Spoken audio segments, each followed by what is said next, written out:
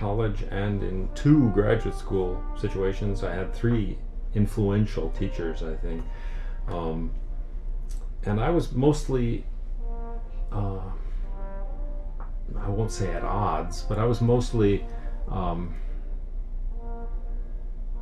I found it difficult, let's put it that way. I found it difficult to work with those teachers because I felt so deeply about what I was writing, and inevitably they asked me to make changes. I later learned that as a professor, you really have to ask for that. But it was hard for me because of how strongly I felt about what I was doing. Maybe that's a good thing in some ways too. And when I finally was out of school and came here as a young professor, I was absolutely thrilled about the possibility that I could write whatever I wanted. It was going to be my music entirely. I was free of those influences. Well, what happened was I wrote a couple of pieces that I thought were really me, right? And they were very depressing ultimately to me. They really weren't what I wanted at all. It was the resistance had been personal, perhaps, I don't know, but I found myself more and more making use of the learning I had gotten, and well, that's a really wonderful thing in a way. Even if you find yourself right now not enjoying what your professor might be telling you, someday you may find that it really is of some value. I guess I hope that for myself, because I really did. Ultimately, I think I made use of everything I learned from those people, which is, I'm very happy about that. My style has gotten,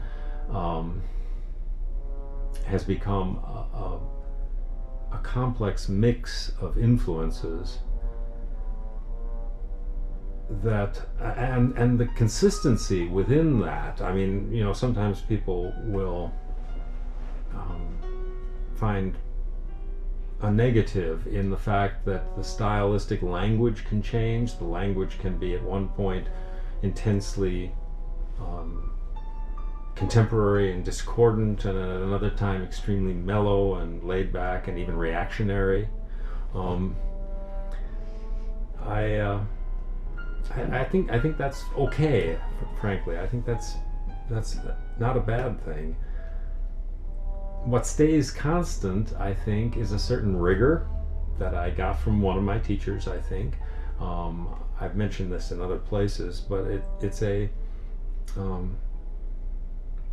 compositional rigor. I believe that pieces should be well made, right?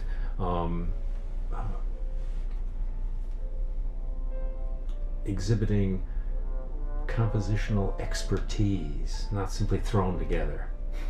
I think that's consistent.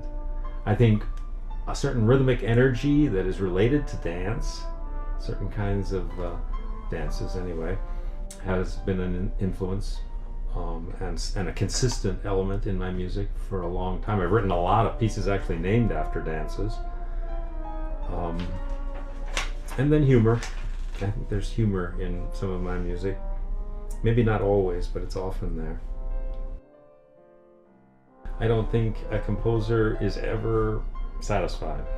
You write a piece of music, at least I write a piece of music, and I'm thrilled while I'm doing it often. I mean, that's one of the greatest parts about being creative is just those moments when you're all alone in a room and suddenly something works and you get to do it. It almost seems to come from beyond you.